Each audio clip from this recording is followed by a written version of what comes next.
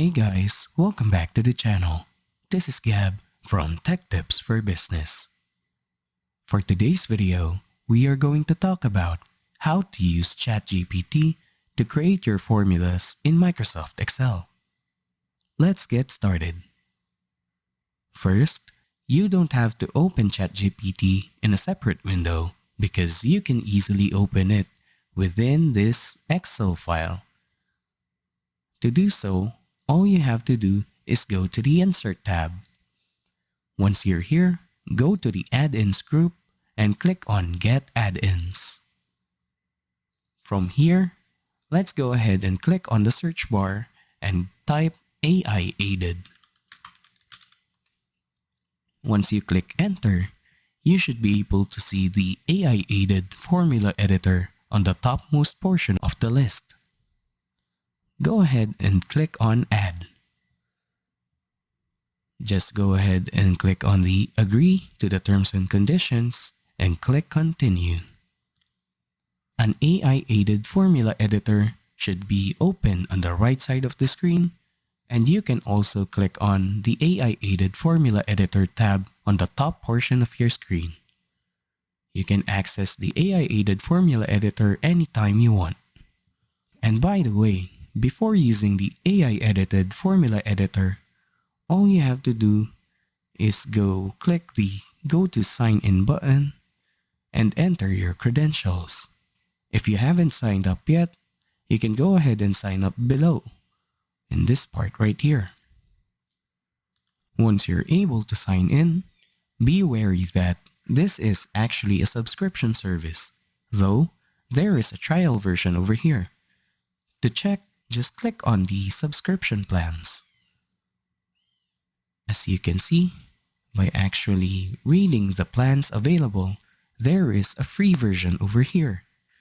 The only downside is that the free version actually has a maximum of 14 AI requests per month, whereas the Pro plan offers the usage anytime you want, with all these features available for you as soon as you pay their monthly subscription of $5.99.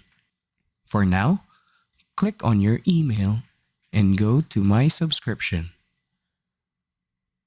As you can see, we currently have the free version because we haven't paid anything yet. So, if you want to learn this, just watch the video so you won't use your AI requests, because it's very limited. So, to get started, all we have to do is click on our email again and click on the AI-aided formula editor. Now that we're here, all we have to do is click on the AI generator over here and describe what we want to do. For example, let's add numbers over here. Even numbers. For this tab over here, we want to get the total. Then, all we have to do is describe what we want to this box over here. Let's say I'd like to get the sum of cell B3 to B7. Once I click Submit,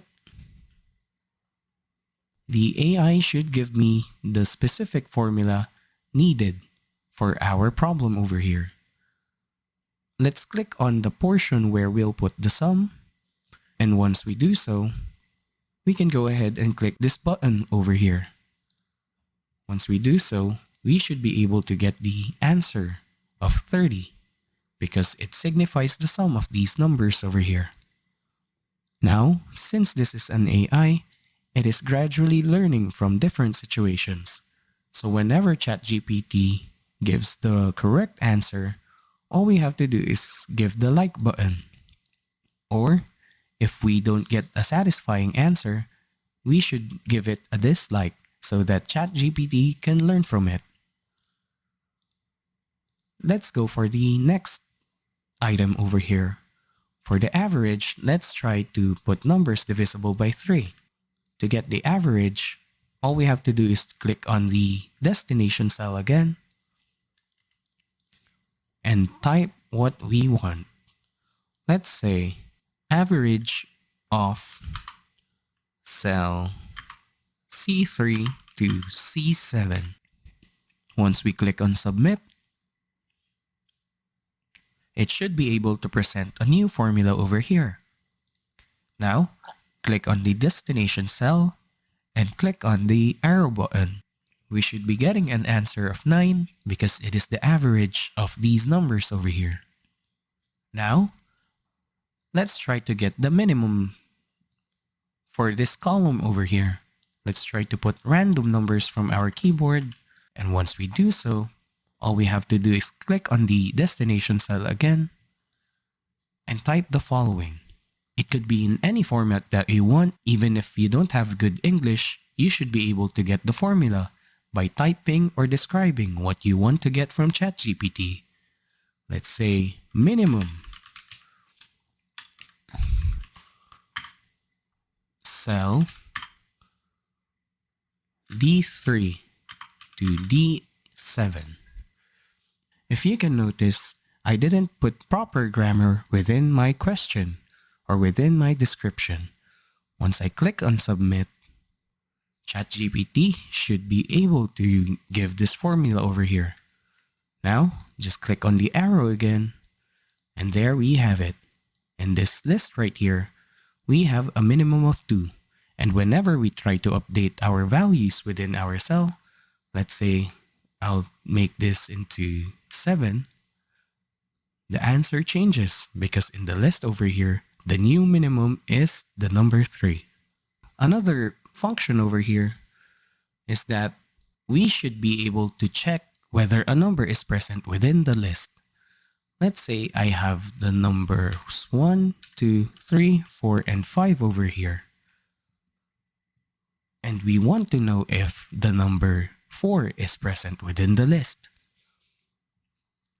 Let's go ahead and describe our formula. Is number 4 present within cells E3 to E7? If yes, print yes.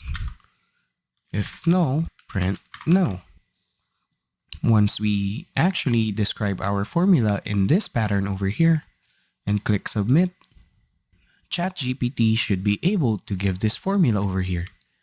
It's quite long, but let's see if it works. Yes, there we go. As you can see, ChatGPT gave us an answer of yes. Now, to actually test this, let's try to change the value over here. Let's say we'd remove the number 4 within the list. ChatGPT should say no because the number 4 is not present. And let's change a value over here to number 4 instead. It should turn back to yes because within the list, the number 4 is present. And lastly, let's try to count the number of terms that are less than 4. Let's say we have this list over here. Let's go ahead and describe what we want. How many numbers are less than 4 within cell F3 to F7? Once we click on submit, we should be able to get this formula over here. And once we click on our destination cell and click on the arrow button, we should be able to get the answer 3. Just remember that 4 isn't included within the numbers that are less than 4 because it is equal to 4.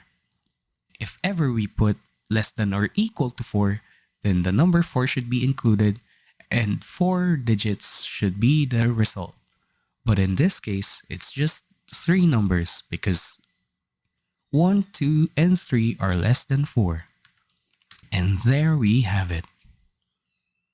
This is how we use ChatGPT to create formulas in Microsoft Excel.